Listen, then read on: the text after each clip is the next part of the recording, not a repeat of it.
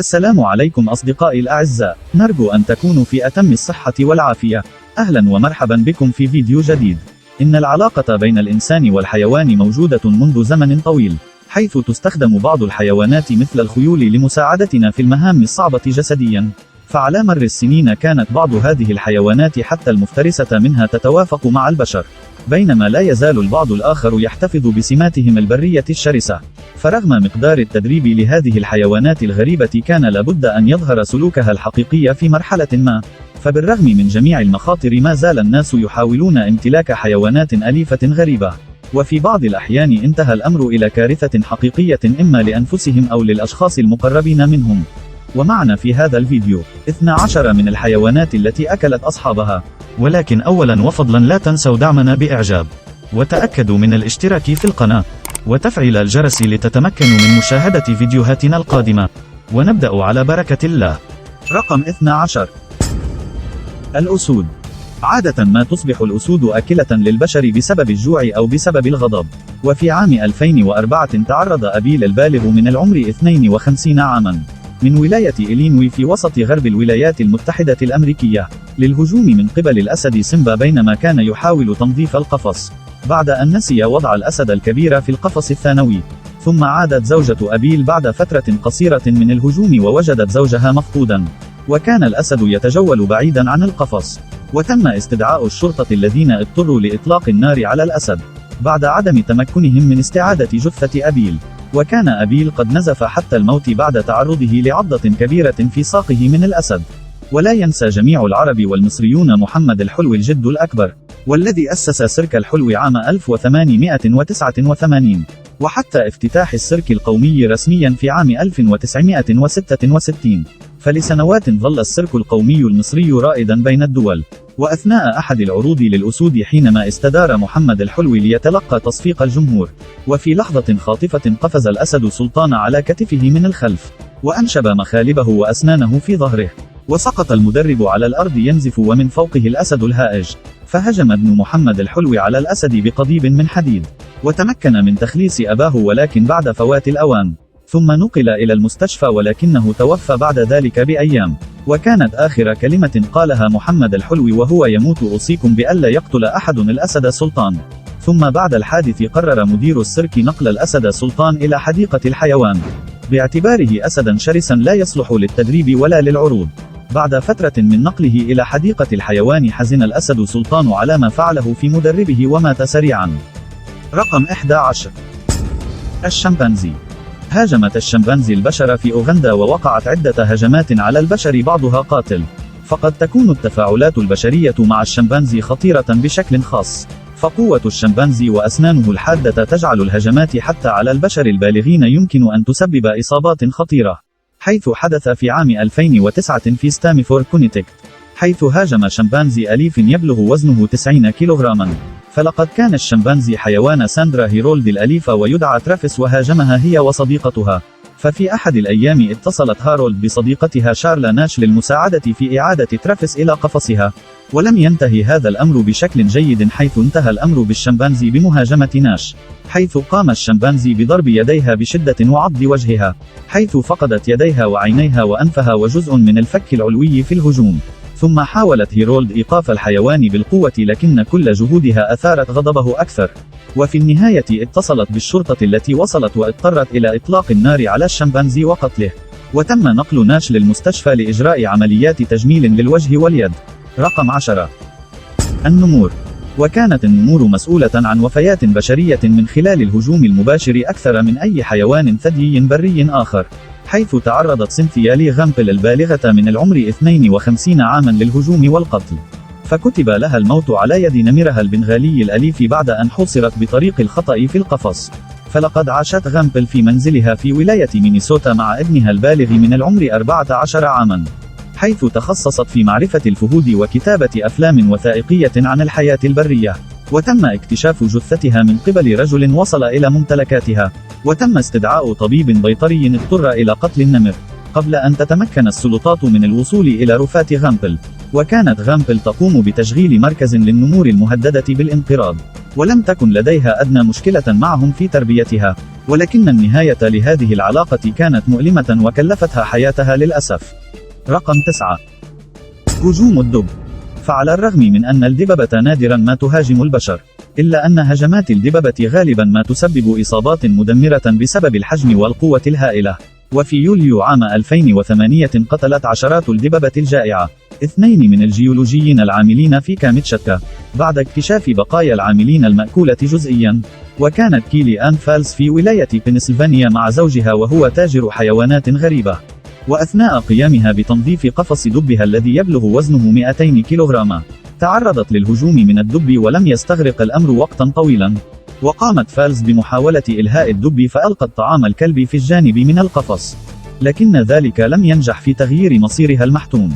شهد كل من أطفال فالز وأطفال الجيران الهجوم بأكمله قبل أن تطلق جارتها النار على الدب.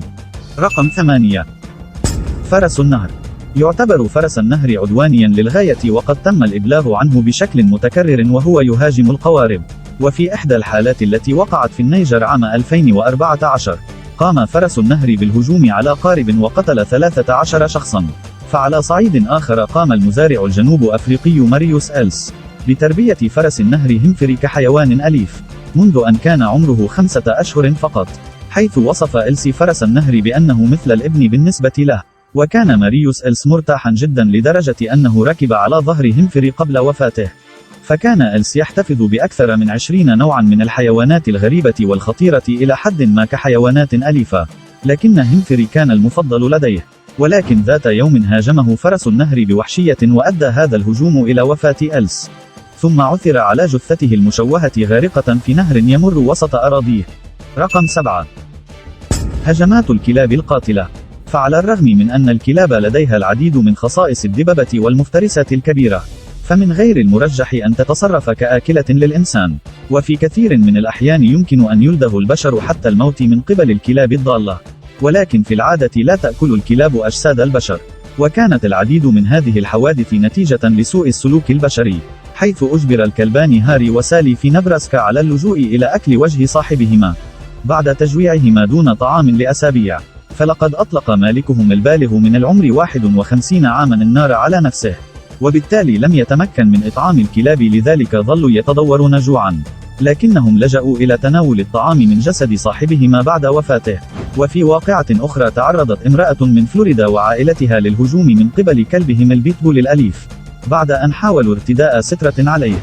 وهاجم كلب البيتبول المسمى سكارفيس صاحبته بريندا غيريرو في يوم رأس السنة الجديدة لعام 2017، ولم يتراجع الكلب حتى بعد أن حاول زوجها وابنها التدخل أثناء استخدام السكين لطعنه عدة مرات. وتم الاتصال بالشرطة واضطروا إلى استخدام صاعق كهربائي لإخضاع سكارفيس. وفي واقعة أخرى عندما كان جيمس ليتل البالغ من العمر 61 عاما، حيث أخذ غفوة في أحد الأيام واستيقظ عندما قام كلبه الشيبا إينو بقضم أصابع قدميه، وكان الكلب قد أكل أجزاء من إصبع ليتل قبل أن يستيقظ. وكان ذلك ممكنا لأن ليتل عانى من فقدان الإحساس بسبب مرض السكري. رقم 6. السحالي. لأسباب غريبة قام رونالد هوف بولاية ديلاوير الأمريكية بتربية 7 سحالي في منزله. وفي عام 2002 عندما لم يحضر للعمل، حيث قرر ضباط الشرطة البحث عنه وفحص ودخول شقته، ثم انتهى بهم الأمر إلى اكتشاف مشهدا مروعا ومرعبا. فلقد وجدوه داخل الشقة وكانت السحالي تتغذى على جثته، ولم يتمكن تقرير تشريح الجثة من تحديد سبب الوفاة، لذلك لم يكن متأكدا ما إذا كانت السحالي هي التي قتلت أم أنه مات في ظروف طبيعية ومن ثم تغذت السحالي عليه. رقم 5. الخنازير. فعلى الرغم من أن الخنازير ليست حيوانات آكلة للحوم، إلا أنها حيوانات مفترسة بقوة ويمكن أن تقتل وتأكل البشر العاجزين غير القادرين على الهروب منها. وفي واحدة من أكثر الحوادث إثارة للصدمة التي حدثت على الإطلاق، فكان تيري فانس غارنر البالغ من العمر 69 عاما، وكان مزارعا ويقوم بتربية الخنازير في ولاية أوريغون. فصار تيري ضحية لخنازيره الأليفة والتي تزن أكثر من 350 كيلوغراما، مما يفسر سبب وجود بعض الميول العنيفة لدى هذه الخنازير. فكان ينطلق بشكل روتيني ذات ليلة لإطعام الحيوانات، لكنه لم يعد أبدا، حيث أصبح أفراد عائلته قلقين وشرعوا في البحث عنه خوفا من اختفائه. فبعد البحث لعدة ساعات عثروا في النهاية على نظارته وقطع من جسده داخل حظيرة الخنازير، حيث يعتقد أن غارنر أصيب على الأرجح بنوبة قلبية أو ضربه وافتراسه من أحد الخنازير، فلقد أبلغ غارنر سابقا عن تعرضه للعض من قبل خنازيره. رقم 4. جمل أليف يقفز فوق صاحبته حتى الموت. فلقد كانت بام ويفر في بريسبان في أستراليا من محبي الحيوانات الأليفة الغريبة، وكان الجمل الصغير هدية من زوجها في عيد ميلادها 60.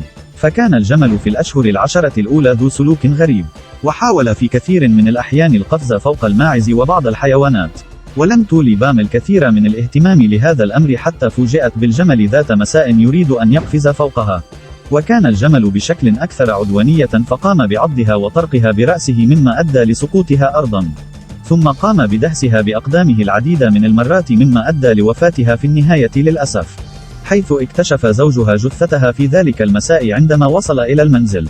رقم 3. قتل رجل حتى الموت من قبل الثور الأليف. نسمع جميعا عن مصارعين إسبان يتم الهجوم عليهم من قبل الثيران في الحلبة طوال الوقت، لكن هذا الحادث وقع بالقرب من المنزل في ولاية بنسلفانيا في عام 2010. فلقد قتل رجل يبلغ من العمر 52 عاما يدعى ريكي وينولد، حيث كان سبب وفاته على يد حيوانه الأليف وهو ثور وزنه يقارب الطن الواحد. وبحسب ما ورد تسبب الحيوان في مشاكل من قبل عندما كسر بعض ضلوع ريكي في العام السابق، حيث توسل إليه أصدقاؤه للتخلص منه لكنه لم يفعل.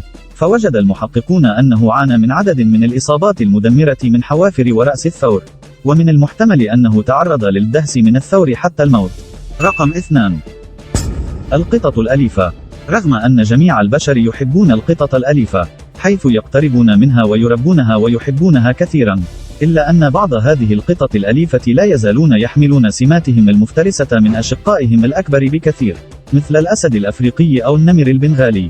ففي عام 2010 توفي هربرت والدن، والذي كان يبلغ من العمر 74 عاما، بعد إصابته بنوبة قلبية أثناء رعاية والدته، والتي كانت تبلغ من العمر 94 عاما، حيث توفيت بعد ذلك بوقت قصير بسبب الجفاف نظرا لأنها كانت تعتمد على رعاية هربرت.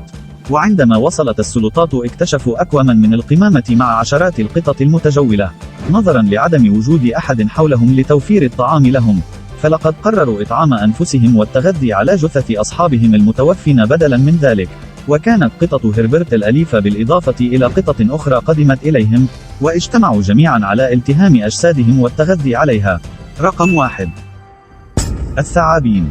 فقط عدد قليل جدا من أنواع الثعابين قادرة جسديا على ابتلاع إنسان بالغ، بالرغم من وجود ادعاءات قليلة حول الأفاعي العملاقة التي تبتلع البشر البالغين. ففي عام 2017 في إندونيسيا تم اكتشاف شخص بالغ داخل ثعبان يبلغ طوله 7 أمتار. وفي 2018 تم أكل امرأة تبلغ من العمر 54 عاما تدعى واتيبا بواسطة ثعبان شبكي. وفي صيف عام 2011 ظهرت قصة رعب، حيث قام ثعبان أليف لدى تشارلز دارنيل وجارين في فلوريدا، قام بخنق طفلتهما الصغيرة شيانا التي تبلغ من العمر 2 عام حتى الموت، حيث يعتقد أن الثعبان بسبب الجوع اضطر لابتلاع الطفلة، حيث كانت آخر وجبة تناولها قبل شهر واحد من وقوع الحادث. وكان يبلغ قياس الثعبان 4 أمتار ولم يأكل منذ إطعامه سنجابا صغيرا. وتم القبض على كل من هير ودارنيل وأدين بارتكاب جريمة قتل من الدرجة الثالثة، ثم حكم عليهما بالسجن لمدة 12 عاما. وفي عام 2010 تم العثور على رجل بريطاني يدعى دان براندون، بعد أن توفى في شقته بجوار ثعبانه البرمي العملاق. وكان لدى براندون العديد من الثعابين الأليفة في منزله، حيث حذرته عائلته مرات عديدة من المخاطر التي تصاحب امتلاك مثل هذا الحيوان الأليف، لكنه رفض الاستماع. وفي يوم وفاته قرر برن لف الثعبان حول رقبته وعرضه على صديقته، وانتهى ذلك بضيق الثعبان حول رقبته ثم خنقه في النهاية حتى الموت. شكرا لكم أعزائي على المشاهدة، تحية طيبة لكم جميعا، ونلتقي بكم في الفيديو القادم على خير بإذن الله، في أمان الله ورعايته.